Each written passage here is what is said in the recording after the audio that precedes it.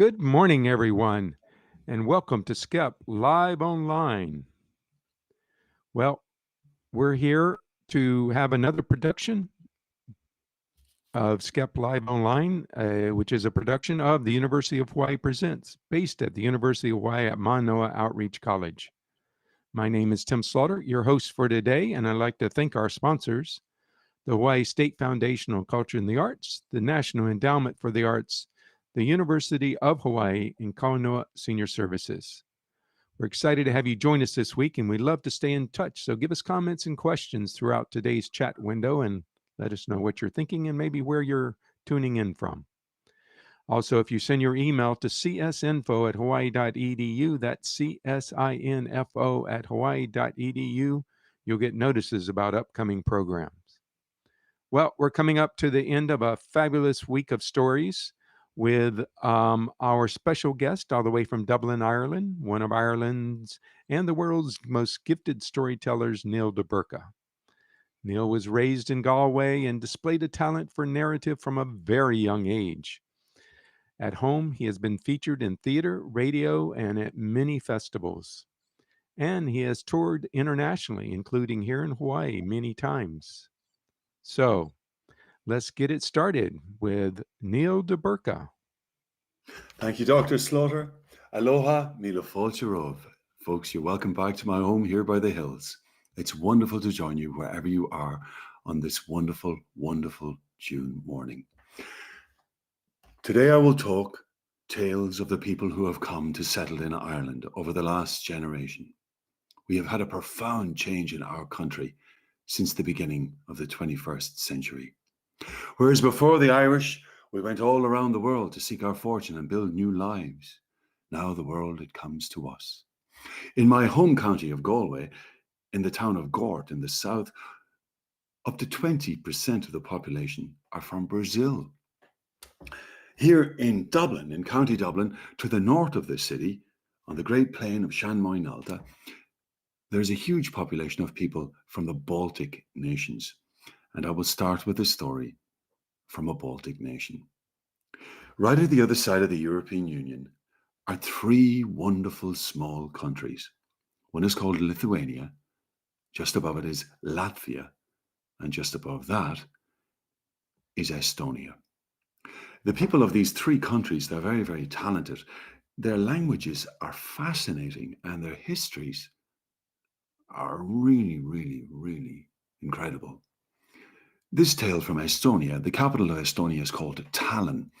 And Tallinn is probably the most wired in country in the world in terms of the internet. They've based their whole prosperity upon it. They're very, very talented people.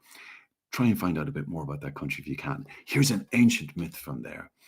And it goes like this. Ukko, the great sky father, he kissed his daughter Lindatu and said, "For you, the most pleasant place to dwell in all of my universe." And down she floated onto our home, Earth. This was in the days before the humans. And Lindatu, she walked around the Earth and she marveled at its wonders.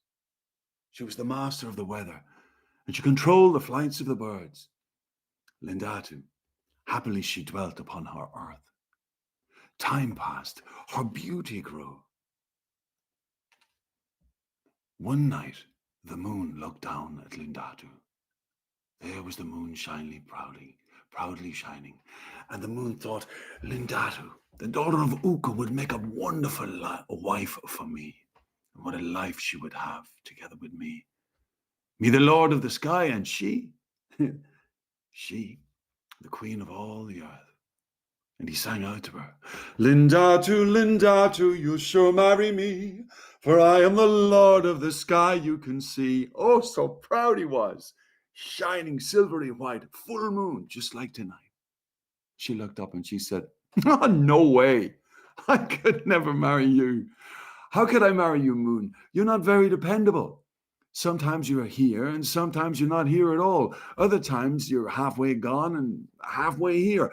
You're not the sort of husband for me. No, I won't marry you. Well, the moon slunk behind some clouds, When the sun heard, the sun laughed. Ha ha! The moon hadn't got a hope, but I'll get her to marry me. That day, he rose up into the sky, the sun in all its glory, early in the morning, and he smiled down at her, radiant, powerful, full of energy. Lindatu, you shall marry me, for I am the lord of the day you can see. Lindatu, come, be my bride. Not a chance, said Lindatu. Look at you, you're a big show-off. There you are, all bright and shiny in the sky. You know, you hurt my eyes. I'll never marry you. Too much of a show-off. Well, that night, Lindatu, as she lay in the forests, and she could smell the pine, the fragrance of the other trees all around her, and she listened to the bubbling streams. She was happy, but then she wondered to herself, I wonder if I would marry someday. And that's when she saw a flicker through the trees, high in the sky. Coming out of the north was the most astonishing sight, dancing and weaving and twirling in the air.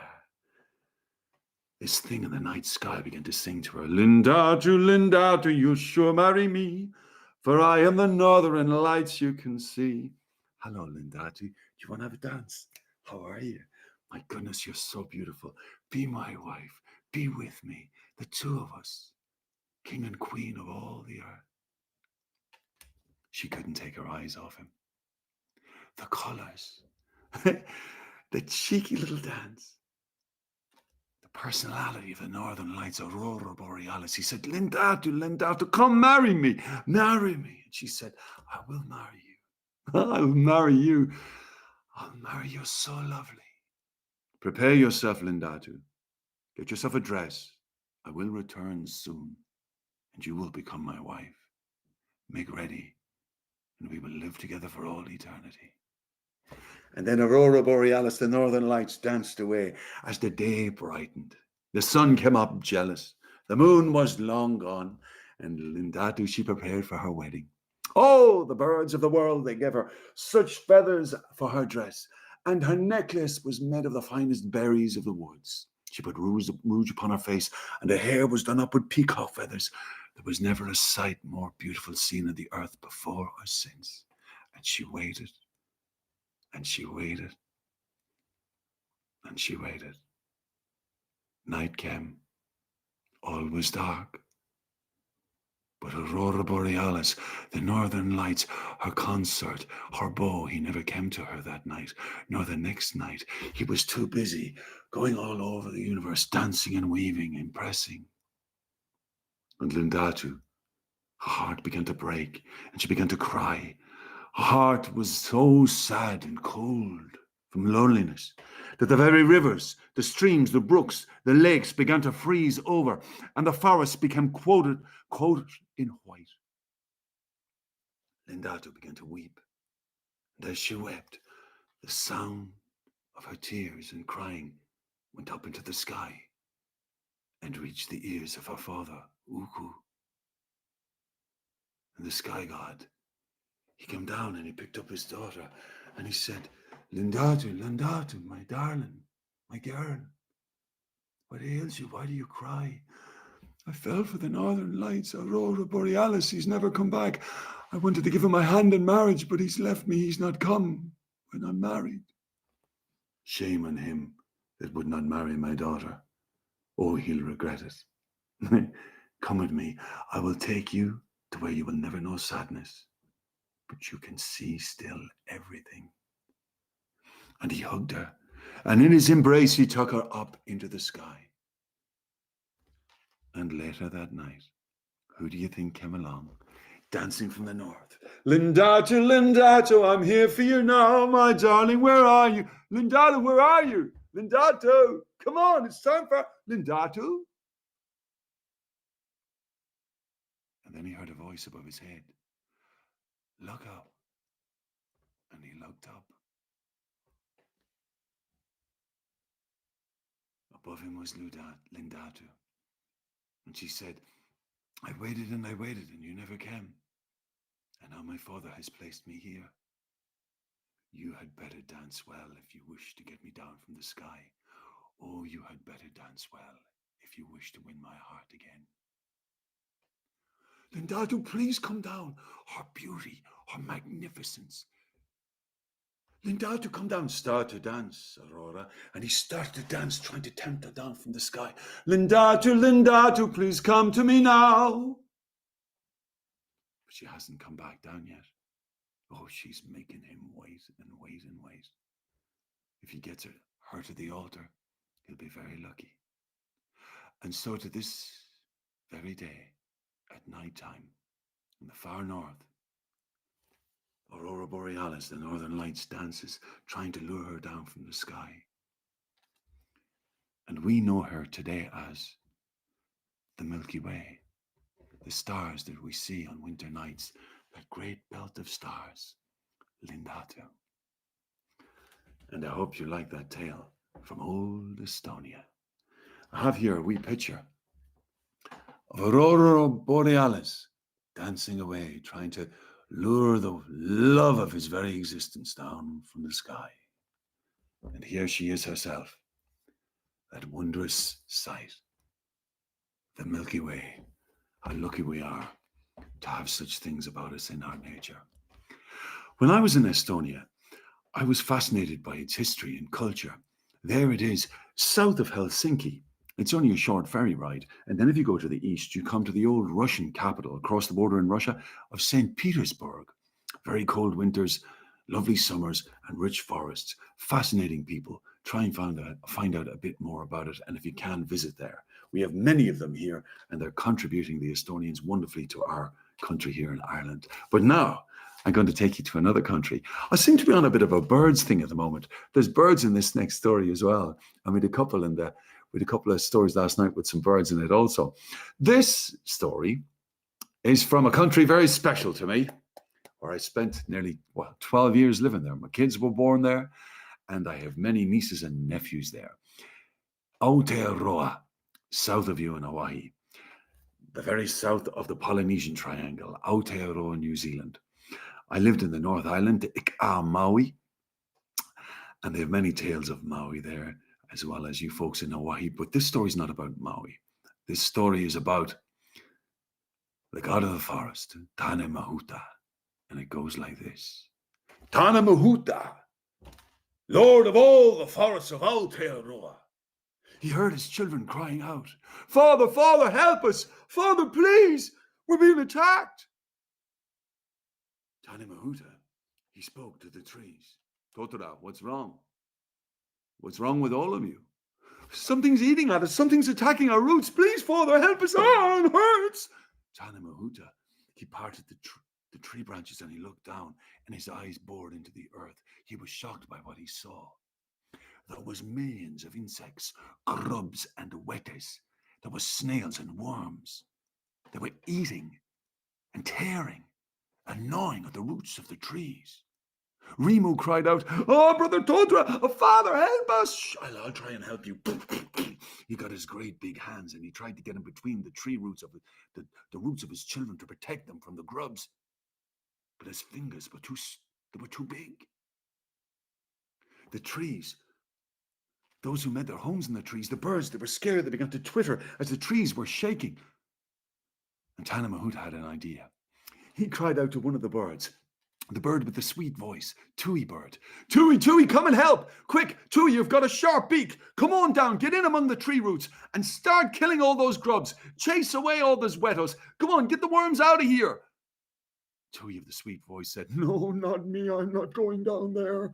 I'm scared of the dark. I'm staying up here. I've got wings for a reason. I don't like going down into the dark. Leave me out of it, Father. Leave me out of it, Tane Mahuta. Oh, you're no good to me when I need you. Pipi Whararoa, come and help. Pipi Whararoa was the shining cuckoo. He was busy building a nest, and he said, I can't help you. I'm sorry, boss. I can't help you. I'm busy building my nest. I'll do it later. You'll have no nest because there'll be no trees if you don't help. Oh, I'm too busy. I don't want to do it. Ooh. And then he turned to Pukeko. Pukeko, come on, quick, get down there. Attack those wetters, attack the grubs and worms. No way, I'm not going down there. You must be joking, Dana. I'm not going down into the mud. I don't want all my meat, the bottom of my legs all covered in mud. No way, I'm staying up here. And then there was a little bird that flew from the sky. It had been busy going about its day. And it saw the trees shaking and quaking. And it saw Tana Mahuta, the Lord of the Forest, crying out to the other birds. This bird landed on his shoulder and said, I'll help I. This little bird had beautiful multicolored wings, and its wings were so long. It had a short, cute little beak, and its legs were slender and spindly.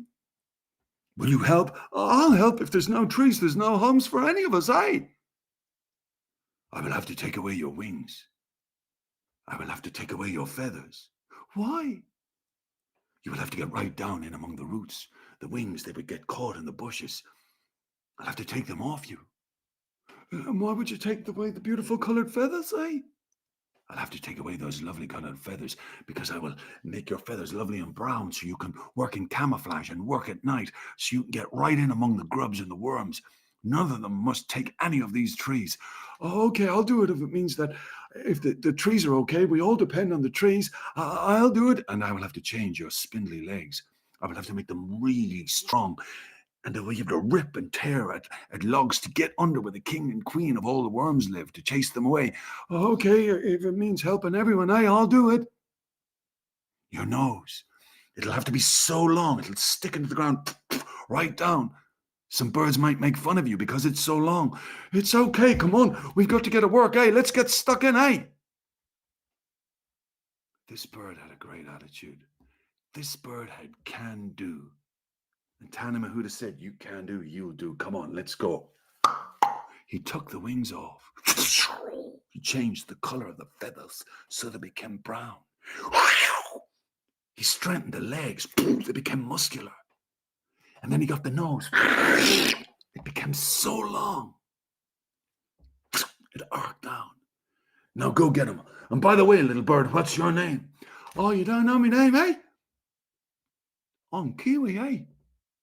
Kiwi, you are so can-do. In future, when humans inhabit this land, they will be proud to have your characteristics. Can-do attitude, brave, diligent. Go get him.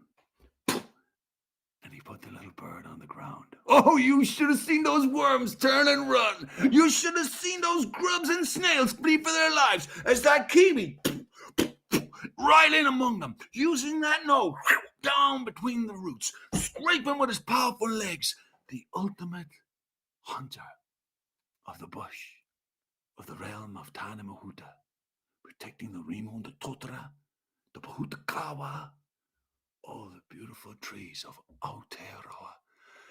They were so proud of that magnificent, brave little bird. Tana Mahuta, he turned to the other birds and he said, Tui, of the sweet voice, in the morning call, you were too scared to go and defend the trees when I needed you. So from now on, you will wear a white feather. You will wear a white feather at your neck to show you were not brave when we needed you. And as for you, Pipifaroro, who was too busy, from now on, you will never have your own nest. From now on, you will have to lay your eggs in other birds' nests. And as for you, Pukako, from now on, you didn't want to get your legs dirty. You'll live in the swamps and the mud. I have spoken, and so it shall be. And as Tana Mahuta said, that's how it came to be. Pukako lives in the swamps and the muddy places. Pipifaroroa, the shining cuckoo, has to lay his eggs in other birds' nests. And as for Tui, it calls beautifully in the morning. And everybody always sees the white feather. And to this day, anybody who's lucky enough to be born on those beautiful islands in the South Pacific, Aotearoa, New Zealand, they're so proud to bear the name of that can-do brave bird, Kiwi, eh? And that's a story from Aotearoa. My kids love that one when they were kids, and I hope you did too. My friends, time is going so quick, and I have a lot to tell you. I'm bringing you to another country now. Remember, I talked about Estonia. Well, I'm going to go west from Estonia to the country that provided among the first immigrants to Ireland. They first immigrated to Ireland in the year 795, and they sailed to Ireland armed to the teeth with swords and spears and shields, and they came to pillage. Eventually, they settled down and became Irish. These were Danes, people from Denmark. So I'm going to tell you a tale from Denmark. And funnily enough, the Danish flag, of which I have here, there's the Danish flag, the Dannebro. If any Danish people looking, I hope I'm saying that right. It actually came to be in Estonia when the Danes were invading what was to become Estonia, and they were attacking what is now the capital city of Estonia, which is called Tallinn. The Estonians were giving them what for? Giving them a good go. And the Danes were in big trouble. And then the king of the Danes, he reckoned that down from the heavens came a sign. The sign, that flag, a sign from God that they must be brave and they'd have victory. And so they managed to defeat the local people in Estonia. And that flag that came from heaven, the legend said, that became the Danish flag, which is, many believe, the oldest national flag in the world. So there's a bit of trivia for today, but I'm not going to just talk about flags. We're going to Denmark now. Oh, by the way, in case I forget, the last story, can you see that? That's Tana Mahuta. That's a tree in northern New Zealand, and it's in the bush, and it's much beloved by the people. It's a very sacred tree known as Tana Mahuta, and it's a magnificent kauri tree. And I'm just going to show you the birds. This is, that's the naughty tui. Do you remember the tui who was too scared to go down? And now do you see the white feather? And here is shining cuckoo, Pipifaroa. I hope I'm pronouncing that right. It's beautiful, isn't it? And here is old Pukako. And you see them, they're all over the place in NZ. Look at those legs. I don't think that bird is happy in the mud. And there's that icon of Aotearoa, New Zealand, the beautiful kiwi. Look at that nose. Look at those wonderful feathers and those strong legs. Any rugby player would be proud to have legs like that, or a netball player. But now, my friends, it's off to Denmark. Time's going very quick, and I have many a tale to tell you. At the end, we'll get some questions. The baby wouldn't go to sleep. His parents were exasperated and cold. They're a poor young couple who live in a tiny room in a small house. They have one room for the three of them, and the baby won't sleep. His mother, she's desperate. She's a laundress. She washes the clothes for the rich of the city. It's winter outside, and in the morning she'll have to go and collect the laundry from the big houses and go down to the river and start beating the washing onto the rocks. Water all over her hands for the length of the day. Try and get it dry. Her fingers were chilblained, early arthritis setting in. Her husband, he was sitting at the table. Where they lived, he also worked.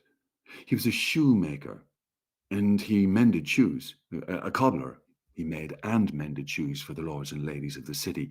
Slight problem. The lords and ladies of the city would say to him, "You should be very proud to do work for us. If we shouldn't have to pay you. After all, if people know that you've mended and made new shoes for us, then they'll be just wanting you to work for them, and you'll make extra money. It's a privilege to work for us. We don't really need to give you anything."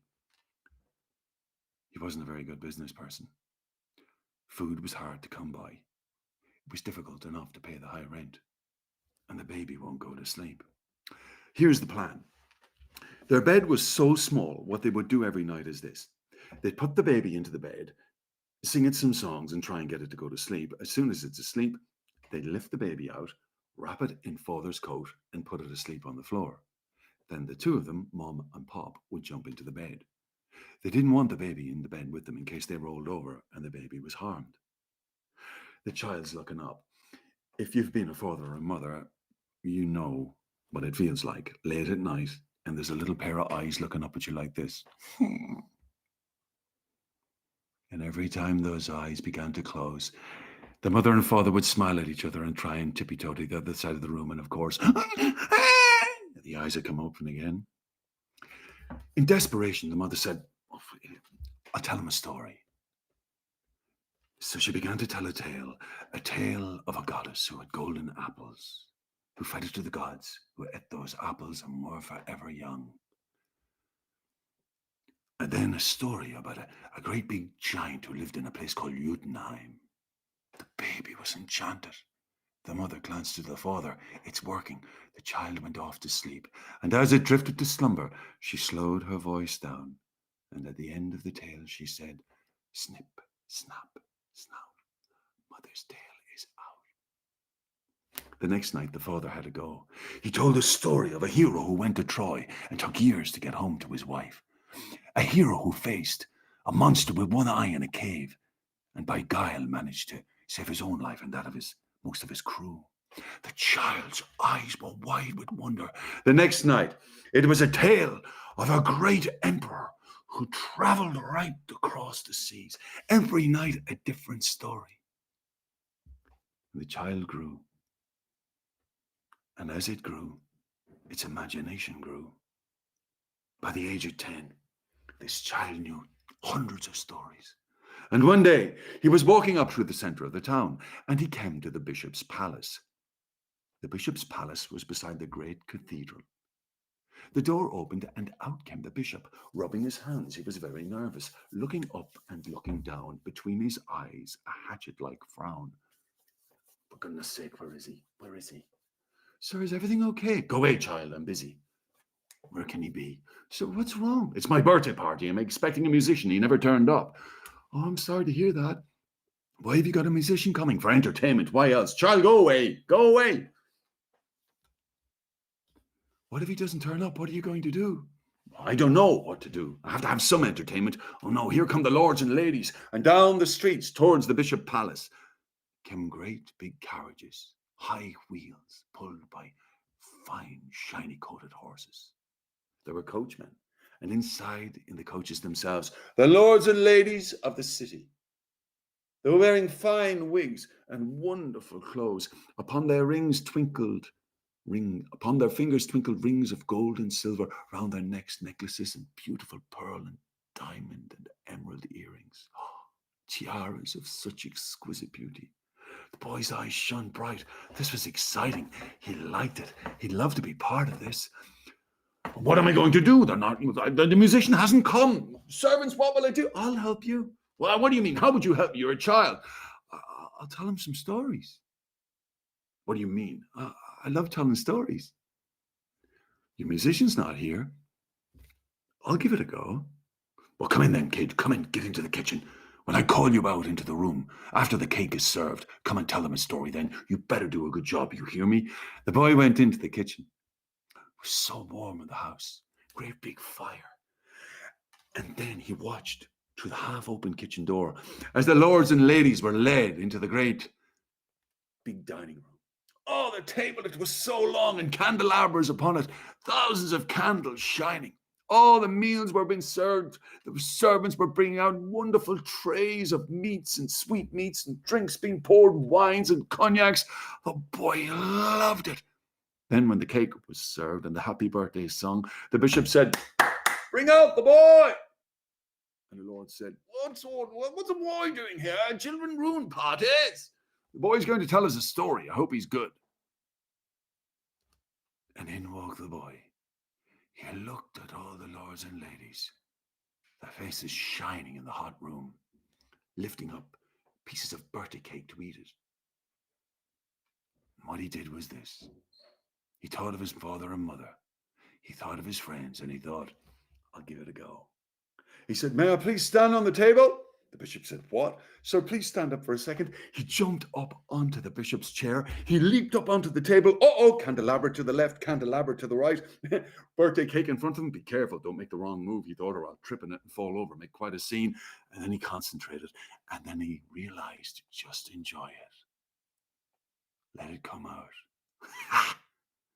And he told a tale of long ago, of a hero who sailed to Troy he started the tale, he forgot all about the people. He could just see the hero, Odysseus, riding to the city of Troy. He could see the battle unfold. He described the horse and the warriors hiding inside. Everybody, as they listened, they forgot about the cake. They forgot about their drinks. The boy had stolen their minds. He had taken them far away to the distant past, to a land of heroes. When the boy finished the tale, snip, snap, snap! The spell was broken, and the people went, huh? That was absolutely magnificent! Bravo! Bravo! Bravo! And the boy took the bow, making sure he didn't burn his hand on the candelabra. He rose up his head. The joy of him. The bishop said, that was absolutely incredible. He took off his hat. He said, here, pass it round. Give him something, each of you. He deserves it. Women took off their emerald earrings. Men pulled off their golden ringlets. And watches were thrown in. And tiaras. And gold and silver. Coins. The hat was bulging when it was brought back to the boy. It was handed to him by the bishop, who said, you deserve this. Take it home. What is your name, boy? And he said, Hans. Christian. What's your surname? Anderson. Hans Christian Anderson. You'll be heard of. Keep doing what you're doing. Good job. Thank you, sir. Out the door he went. Oh, went back in, got a bit of birthday cake. And then 2 other pieces. Please wrap them up nice for the parents. And down through the streets of his city of Odense, all the way to the little house. He went inside. Oh, it was trouble getting in there, trying to open the doorknob with the elbow as he was trying to carry all the jewels and gold and the bishop's hat and the cake for his parents.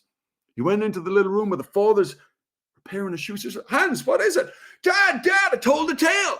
I told the tale, more, and look what I got. Oh, his mother's eyes shone with pride. And his father jumped up and said, woohoo! Good on you, boy. That boy, Hans Christian Andersen, he left the city of Odense, went off to Copenhagen. He thought he'd become an actor. He had a flair for performance. But he wasn't long acting when he realized something. He didn't want to be an actor. He'd much rather be a storyteller. Freestyle. And he became the most famous storyteller of his generation. In fact, he started to write them down. Tales like The Ugly Duckling, The Little Mermaid, The Emperor's New Clothes, and a host of others. He became the toast of his country. He became celebrated throughout Europe and the world. And to this very day, right at this moment, somewhere on this planet, somebody is either reading, performing, or just talking about the work of Hans Christian Andersen. Snip, snap, snout. My tale is not quite out, for I wish to show you his picture. Whoops. Hans Christian Andersen from Denmark. I was there performing a few years ago in Hans Christian Andersen Cultural Center in Odense. If you get to Europe, please go there. It's magnificent. And they have extensive programs centered around storytelling and literature right throughout the year. And there is the man himself, Hans Christian Andersen. In fact, funnily enough, several years ago, I was performing in Portugal, and I met an old man who told me that in his family tradition, one of his ancestors had Hans Christian Andersen come to stay in their house. And he said, he never shut up talking from morning till night. And after a while, he drove them crazy. Anyway, there's Hans Christian Andersen. And I'm going to show you something really disgusting yet fascinating in a second. But first, there's the little room where he was raised as a child. And you might notice there's a gas lamp there. They've got the old cobblers, the old shoemaker's tools. There's the bed, would have been a very, very small bed that's in the tale. There's a kiwi. And let me see if, and there is the island where he grew up. You can see in the middle of Denmark where the red dot is. That's called the island of Foon. We're very proud of him. Oh yeah, let's just have a quick look at his house. Where is it gone? Actually, we've run out of time now, so, which I'm very sad about because there's a lot of stories here that want to jump out. So Dr. Slaughter, just while I'm looking for these extra couple of pictures, if anybody's got any questions there, I love questions and I'd be delighted to answer any. Well, once again, Neil, it's been a thrill listening to you. You are a wonderful teller and full of imagination, and it's been a treat for all of us. Someone did want to know exactly where do you get your inspiration for the stories? How do you collect them, find them? Well, last night I briefly mentioned that I was kind of DNA'd for telling when I was a kid. I think last night I briefly showed you a picture of the little ruined cottage where I first would have stood on the Yes. table and tales, etc. I just had this, like many other performers, just need to perform. But for me, history and people were very important. My father was a pharmacist in Galway, and he always said to us, Neil, the people who come through the door, listen, and you'll learn so much and you'll have such great fun. So I think I picked that up from him. There's Hans Christian Andersen. It's just one of the rooms in that house. Are you ready to see something disgusting? They love him so much in Denmark. They even kept his false teeth. Oh, gosh. Those are the chops. Okay. Hans Christian Andersen from when he was an elder. Guess what? From betwixt those chops came the tales he would have told. And I find that gross yet really interesting. Now, here's the deal. We traditional storytellers, our role, somebody else asked last night, is it important to pass the tales on?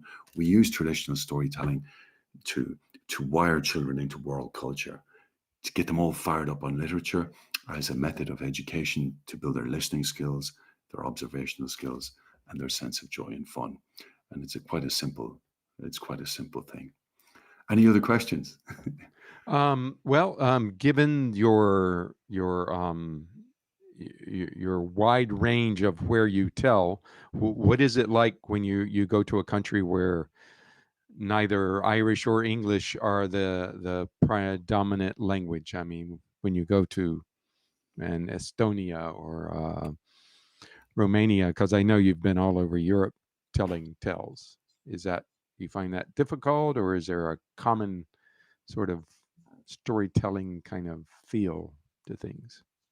It's really interesting. I've actually sat in an audience listening to a Canuck storyteller from New Caledonia speaking in his indigenous language, but the story jumped language. So story people can understand it, but English is such a lingua franca around the world now. And if I go to a country where the audience won't have much English, I'll have a translator. Even here in Ireland, I'll show you another picture now. There was, I wanted to tell a story from the Middle East tonight, but we ran out of time. So here's me working with a group of men who've come to live in Ireland from Syria. I'm very proud of that photo because the man in the wine-colored top, he's a translator.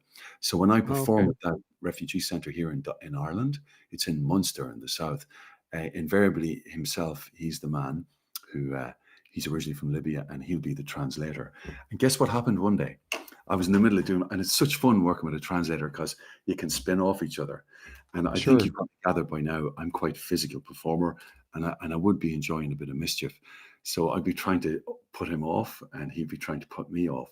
But one day he had to leave in an emergency, and somebody had to come in, and he turned to a kid in the audience, a child. They happened to be children, and he said to her in Arabic, "Will you come up and act as translator?" And she jumped up. This kid, she was about 10 or 11. And she just looked, and within 2 minutes, she got the groove. She was in it. So I'd go on and I'd say, and then the warrior raised his sword. She'd look at me and she'd go, and her little eyebrows would go, and then she'd launch into Arabic.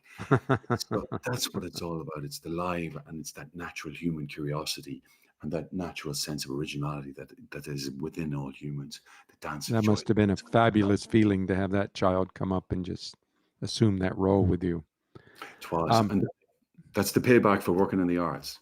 Right. It's certainly not money, right?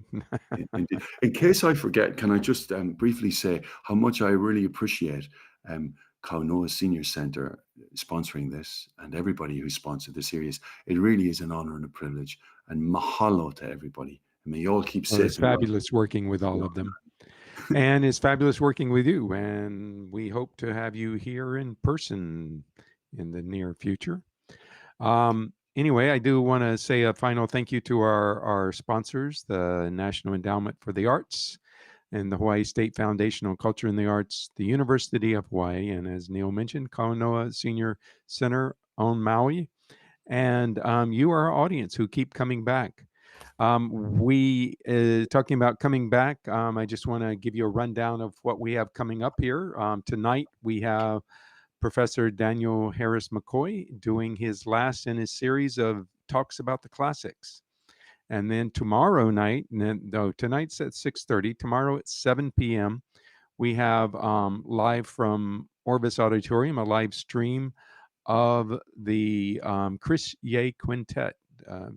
Beautiful variations of world and jazz music I'm sure you'll love.